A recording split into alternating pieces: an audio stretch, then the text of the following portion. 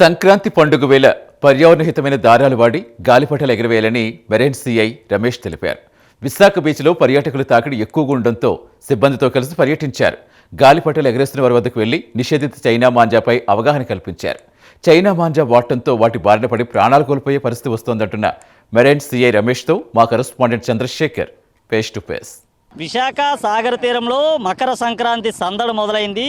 మకర సంక్రాంతి సందర్భంగా విశాఖ సాగర తీరంలో పెద్ద ఎత్తున కూడా గాలి పటాలు ఎగురవేసేందుకు యువత అంతా కూడా తరలి వస్తున్నారు. అయితే ప్రమాదకరమైనటువంటి పర్యావరణానికి హాని కలిగించేటటువంటి చైనా మాంజా ఏదైనా ఉంటే దానిపైన కఠిన చర్యలు తీసుకుంటామంటూ కూడా మెరైన్ పోలీసులు అయితే చెప్పిన పరిస్థితి అయితే మనతో పాటు ఉన్నటువంటి పరిస్థితి ఉంది. ప్రస్తుతం మనతో పాటు సిఐ గారు కూడా ఉన్నారు. వారిని అడిగి తెలుసుకున్నటువంటి ప్రయత్నం చేద్దాం. సార్ నమస్తే సార్, చెప్పండి.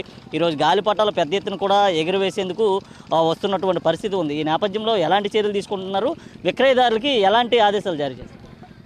ముందుగా విశాఖపట్నం ప్రాంత ప్రజలందరికీ కూడా సంక్రాంతి శుభాకాంక్షలు. అలాగే మేము ఈ గత 2 రోజులు బట్టి కూడాను ఈ చైనీస్ మాంజా థ్రెడ్స్ వలన చాలా ప్రమాదాలు బారిన పడుతున్నారనేటువంటి విషయాన్ని మాకు ముందుగానే ఆఫీసర్ల ద్వారా ఇన్స్ట్రక్షన్స్ రావడం జరిగింది. మేము కూడాను ప్రతిరోజు ఈ యొక్క పతంగులు ఎగరవేసే ప్రదేశాల్లోని అమ్మేవారి దగ్గర నుంచి అలాగే ఎగరవేసే వారి దగ్గర నుంచి అందరి దగ్గర కూడాను మేము చెక్ చేయడం జరుగుతుంది. సో ఇవి ఎక్కడైనా సరే పట్టుకున్నట్లయితే మాత్రం వాటి మీద చర్యలు కూడా తీసుకోవడం జరుగుతుంది. మేము ఇక్కడ మెరైన్ పోలీసుగా మేమంతా కూడా ఎటువంటి ఇన్సిడెంట్లు జరగకుండా మేము ప్రాపర్గా ఎప్పటికప్పుడు చెక్ చేయడం జరుగుతుంది. మా ఐజీ గారు ఇన్స్ట్రక్షన్ల ప్రకారం అలాగే మా అడిషనల్ ఎస్పీ గారు ఉత్తర్వుల ప్రకారం మేము ప్రతిరోజు కూడా ఈ పండుగ అంతా ఉండకూడదు, అన్ని దినాల్లో కూడా ఈ యొక్క చైనీస్ మాంజా థ్రెడ్స్ మీద మేము దృష్టి పెట్టడం జరిగింది. సో ఇంకా ఈ పండుగ క్లోజ్ అయినంత వరకు కూడాను ఈ కార్యక్రమాలను కూడా మేము చేపడతా ఉంటాం. ఈ 2-3 రోజుల్లో అలాంటి చైనా మాంజాని ఎవరి దగ్గరైనా గుర్తించడం కానీ లేదంటే ఆ చైనీ మాంజా వల్ల ఎవరికైనా హాని లాంటివి కానీ జరగడం లాంటివి ఏమైనా జరిగాయి సార్? నిన్న ఇక్కడ జస్ట్ మనకి ఈ ఒక గుర్రానికి ఇంజురీ అవ్వడం అనేది జరిగింది. అలాగే మనకి సిటీలో చూసుకున్నట్లయితే మధురవాడ దగ్గర ఒక ఇన్సిడెంట్ జరిగిందని విన్నాము. సో ఇంతవరకు ఇక్కడ బీచ్లో అయితే ఎటువంటి సంఘటనలు లేవు. సో మేము ఎప్పటికప్పుడు అవి సీజ్ చేయడము వాటి మీద చర్యలు తీసుకోవడం కూడా జరుగుతుంది.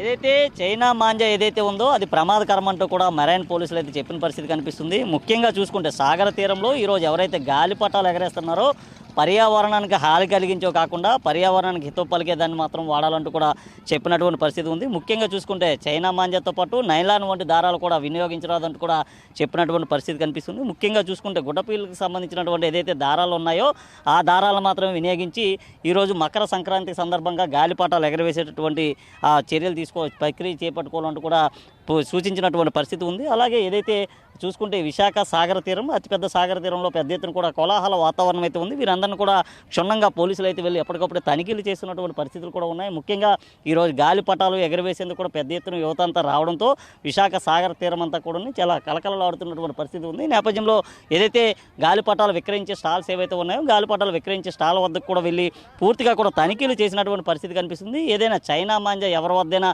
పట్టుబడితే కఠిన చర్యలు తీసుకుంటామంటూ కూడా మెరైన్ పోలీసులు అయితే చెప్పినటువంటి పరిస్థితి ఉంది. ఇది ప్రస్తుతం విశాఖ సాగర తీరంలో ఉన్నటువంటి తాజా పరిస్థితి. వీడియో జర్నలిస్ట్ అరుణ్ కుమార్తో చందు, ప్రైమ్ 9 విశాఖ నుండి.